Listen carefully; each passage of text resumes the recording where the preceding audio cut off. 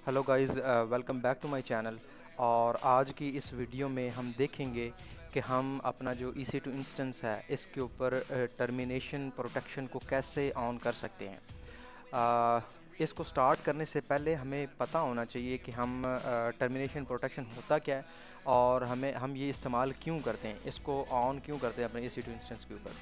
तो इसका use case सबसे बेटर हमारे पास ये है कि अगर लाइक फॉर एग्ज़ाम्पल कोई एक नया बंदा है जिसने किसी ऑर्गेनाइजेशन को या किसी कंपनी को ज्वाइन किया है और वो फॉर एग्ज़ाम्पल इंटर्नी के तौर पे वहाँ पे गया या फिर as a junior cloud engineer या डेवऑप्स इंजीनियर उसने ज्वाइन किया किसी भी कंपनी को।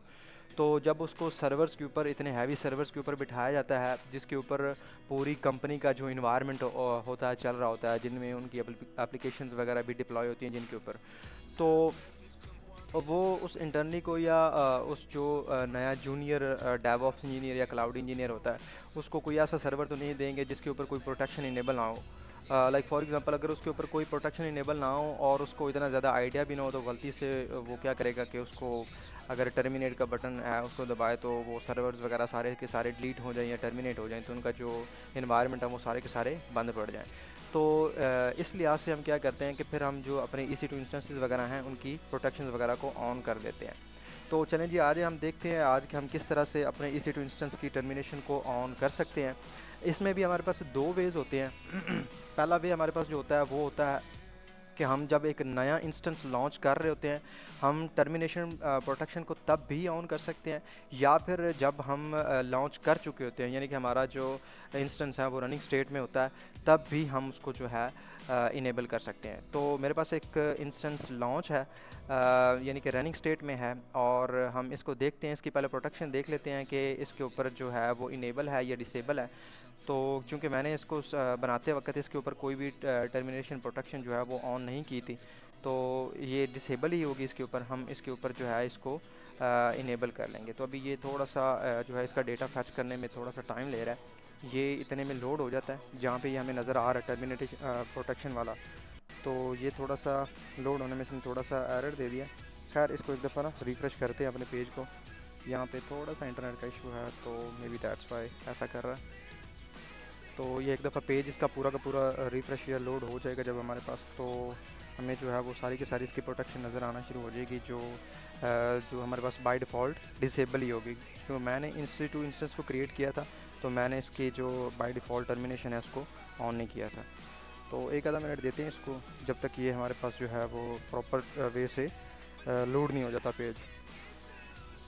तो चलेंगे, हमारे पास पेज लोड हो गया।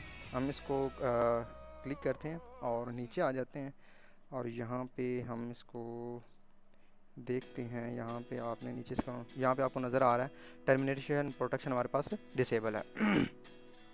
तो हम इसको किस तरह से ऑन कर सकते हैं? तो इसको ऑन करने का तरीका ये है कि सबसे पहले जिस सर्वर की आपने प्रोटेक्शन जो है उसको ऑन करना है, आपने उसके चेक बॉक्स को चेक कर लेना है और उसके के बाद आपने एक्शंस के ऊपर क्लिक करना है। एक्शंस में जाने के बाद आपने जो इंस्टेंस की सेटिंग है उसके ऊपर क्लिक करना है और यहाँ पे आपको नज़र आएगा एक ऑप्शन चेंज टर्मिनेशन प्रोटेक्शन, आपने इसके ऊपर क्लिक करना है।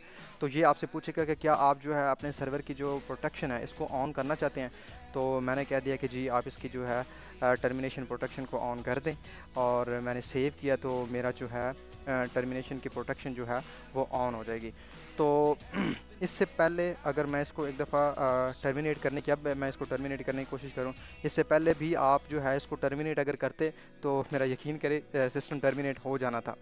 तो अगर आप जब प्रोटेक्शन ऑन कर लेते तो फिर आप जो अपना जो सिस्टम है या जो EC2 इंस्टेंस है उसको आप टर्मिनेट नहीं कर पाएंगे, क्योंकि आपकी जो टर्मिनेशन प्रोटेक्शन है वो ऑन होती है। तो हम देख लेते हैं, एक दफ़ा ट्राई करके देख लेते हैं। हम क्या करते हैं जी, इसके EC2 इंस्टेंस स्टेट के ऊपर जाते हैं और यहाँ पे हम एक दफ़ा टर्मिनेट करने की कोशिश करते हैं अपने इंस्टेंस को।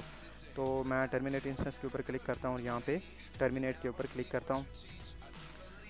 तो आप देख सकते हैं कि वो कह रहा है कि हमें जो है ना फेल टू टर्मिनेट, हम इसको टर्मिनेट नहीं कर सकते। क्यों? क्योंकि इसके ऊपर हमारी जो है वो प्रोटेक्शन वो ऑन है, जिसकी वजह से हम इसको नहीं कर सकते। तो चले आज एक दफ़ा हम इसकी प्रोटेक्शन को हटा के देखते हैं, तो फिर ट्राई करते हैं। हम फिर से EC2 इंस्टेंस के ऊपर जाते हैं, चेंज टर्मिनेशन प्रोटेक्शन के ऊपर जाते हैं।